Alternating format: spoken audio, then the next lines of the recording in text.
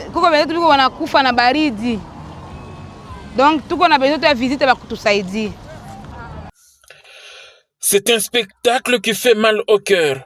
Depuis quelques semaines, des hommes, femmes et surtout des enfants qui ont tout perdu à cause de la guerre imposée injustement à la République démocratique du Congo par le Rwanda à travers ce supplétif de l'AFC M23 à Goma, Uvira et Bukavu sont déjà arrivés à Lubumbashi, chef-lieu de la province du Haut-Katanga.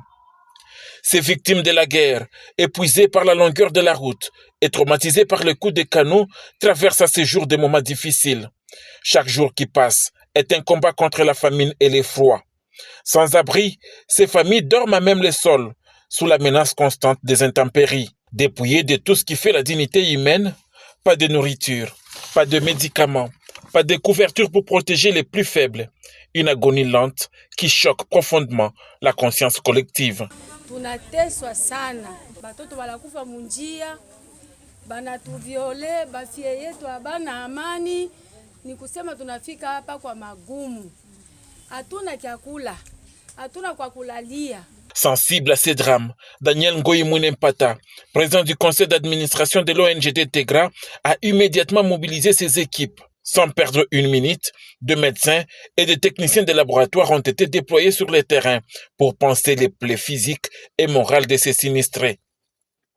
Entre consultation et analyse médicale, le médecin s'active pour redonner un sourire à ces cœurs meurtris. Pour les soins médicaux, c'est aujourd'hui que Dieu nous fait grâce à travers l'ONG Tegra. Mais c'était terrible. La reconnaissance des bénéficiaires est immense. Entre des soupirs de soulagement, ils n'ont que des mots de bénédiction pour ceux qui ont osé regarder leur misère en face. Au nom de tous les collectifs ici, je dis que Dieu puisse bénir Tegra abondamment et richement. Kwanza tulikuwa najua kama tutakula leo. Nyie munakia kutukulisha, munatupatia madawa.